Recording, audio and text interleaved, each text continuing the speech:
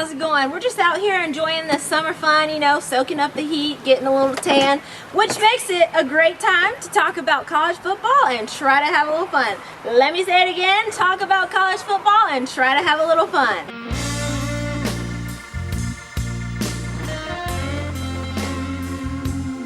Welcome to 3rd and 21, a show where we talk about college football and try to have a little fun. Where we talk about college football and try to have a little fun. Now back to you. All right, welcome back. Thank you to Helena. You can check out what she does at Abiding Pursuit on Etsy. Homemade stuff, pretty cool stuff. Abiding Pursuit on Etsy. This is number 2 of a 3-part series. Last week we talked about head coaches. This week we talk about college quarterbacks. Next week we talk about overall experience. Why is these 3 things important? They heavily factor into the KPI preseason poll. Head coaches, quarterbacks, overall team experience. Let's talk about quarterbacks right now. Go around the country by conference. ACC, all right. If you watched any Virginia football, you watched their quarterback. His name is Bryce Perkins. He is a gamer. He is the reason they won a lot of games, went to a bowl game, and won their bowl game. He's a lot of fun to watch. Bryce Perkins at Virginia. Number 2, to show you that the divide between Clemson and the ACC is tremendous. The number 2 quarterback, in my opinion, in the ACC is Chase Bryce, the backup quarterback at Clemson. If you watch, he came in at a very difficult situation and saved their season. Chase Bryce, number 2 in the ACC at Clemson. Number 1, not only in the ACC, but number 1, 2, or maybe number 1 or 2 in the country, Trevor Lawrence.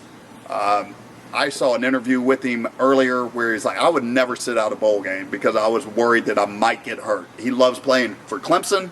He loves playing college football, and I love Trevor Lawrence. Pac-12? Pac-12, you know I love the Pac-12. JT Daniels at USC got hurt, and first of all, it's asking a lot for a freshman to come in and play quarterback at USC. But he was a 5-star recruit, and looking for him to make a big comeback this year. Khalil Tate pulled a total disappearing job last year at Arizona.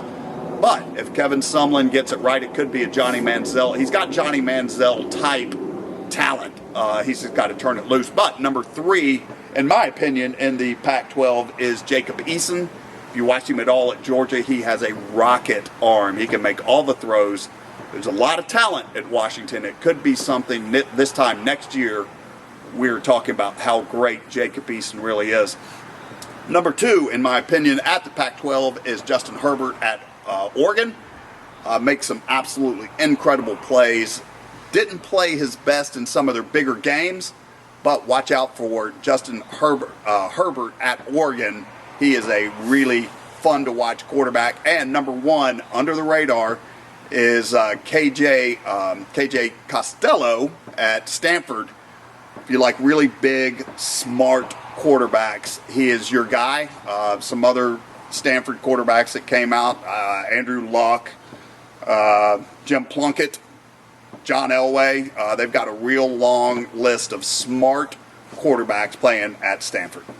Big 12? Big 12. All right. We'll start at number 3. The recipient of the coveted 2 Bunions Up Award, Jalen Hurts. It will be strange to see him in an Oklahoma uniform. Won't throw for the number of yards they're used to at Oklahoma, but he is a bona fide winner.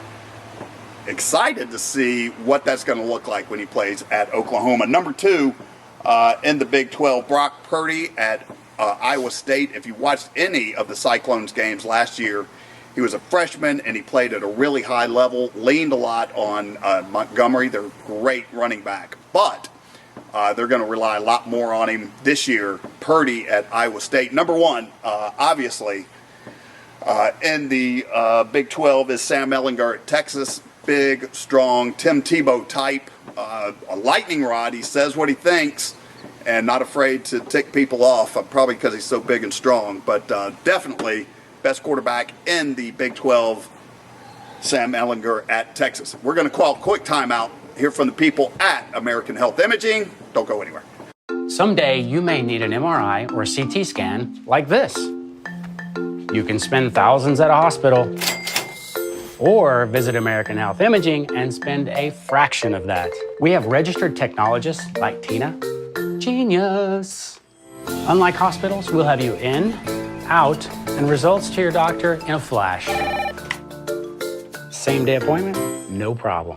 American Health Imaging. Your health, your money, your choice. All right, welcome back. Remember, it's your health, it's your money, it's your choice. American Health Imaging, AmericanHealthImaging.com. Let's keep on talking about some college quarterbacks. Big Ten? Big Ten, all right. Really, very much like the team he plays for, Nate Stanley at Iowa is a little under the radar, gets the most talent out of what he's got, but Staley at Iowa is going to cause teams problems, just like Iowa does too. I mean, they're under the radar, but he gets a lot out of his talent. Number two, and this is projecting a little bit, but if you've watched any show, you know that I think Nebraska is on the rise. Scott Frost is a great coach. He's got a quarterback named Adrian Martinez who showed flashes of what he could do last year, and Scott Frost is a great quarterback whisperer, so watch out for Martinez. Again, I think that Nebraska is going to be challenging for Big Ten, possibly more in the next year or two. And number one, Shea Patterson last year, if you watch, he played really well. He's got a whole nother year in it and a lot of talent around him. Shea Patterson, I think, is a really good quarterback and a gamer. I like him a lot. SEC? SEC, of course, being the SEC, has a ton of talent. I can't shout out to everybody, but I do want to shout out to Bentley at South Carolina. Very tough. Been starter for a long time there, been through a lot of ups and downs, but he is a really, really tough quarterback. Number three, though, in my opinion, is Kellen Mond at Texas A&M. Jimbo Fisher gets the most out of his quarterbacks. Watch out for Kellen Mond to really ramp it up this year, even though they have an incredibly difficult schedule. Number two, Jake Fromm, and it's hard to put Jake Fromm. All he's done is run off 2 5-star quarterbacks. I rewatched the Georgia-Alabama game, and he was making throws that, of course, the Alabama defensive back had perfect position. He put it in a spot where only his receiver could catch the ball.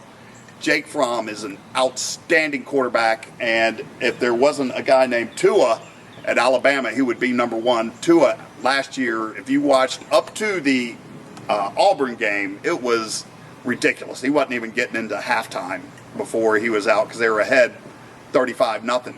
But he did get hurt and faded. He did not play nearly as well because he was hurt, but didn't play nearly as well against Auburn, Georgia, Oklahoma, and certainly not against Clemson. So those are your SEC quarterbacks, and I guess we're going to go ahead and take another timeout. When we come back, we'll go to the ever-popular mailbag and the wildly successful, even though we've only done it once, Wheel of Rivalry. Don't go anywhere.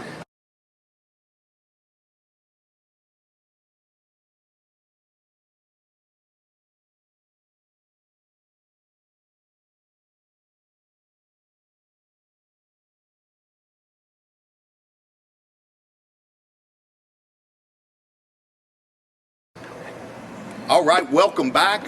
Always want to say thanks to our friends at On the Road Again Cars, ontheroadagain.com. Quality used cars for quality people.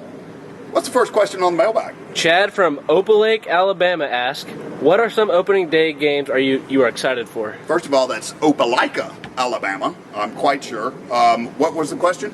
What are some opening day games you are excited about? All right. I am excited. I know LSU and Texas are playing. That's going to be a great game. A little disappointed that Florida and Miami moved their game up to the week before the season starts. In my opinion, Florida-Miami can go up against anybody and get as many eyeballs on it. There's got to be other games that I mean, Clemson and Georgia Tech. That's a slaughter. Next Duke question. and Alabama. Yeah, next question. Will from Lilburn, who has the most difficult schedules and who are some surprising teams in the upcoming season? Well, that is a setup question because Will from Lilburn is going to be on a segment that we do in a couple weeks where we're going to talk about those things right there. most difficult schedules and surprising teams. So stay around for that. You should see that in like late July. So I'll tell you what, let's go to the wheel, the thing that's catching steam, and brought to us by our friends at Maxi Homes, MaxiHomesGA.com, long on quality, short on drama. The wheel of rivalry, where we put in 50 college rivalry. We spin the wheel, even though we don't have one, and then we talk about that rivalry. All right, the second rivalry is Washington versus Washington State. Washington versus Washington State, the Apple Cup, which a lot of times is two really bad teams playing, but the last couple of years they've gotten a lot better. Last year, if you watched it, it was in the snow. It was a lot of fun to watch. Didn't help Washington State out at all, but listen, I love the Apple Cup. Love the Apple Cup. Comments? That's it. Oh, I got to guess who's winning on the We'll guess the series. Yep. I'd say Washington. Washington winning but I don't think by a whole bunch. Mm-hmm. What is it? I think it's Washington's ahead. Yeah, by a couple games. I don't know. None of the It numbers. doesn't look like you've done your research there, has it? Hey, tell you what, we're not going to go into that, but next week we will have that for you when we talk about overall experience. All right, don't go anywhere. Thank you for watching. Like and subscribe. See you next week.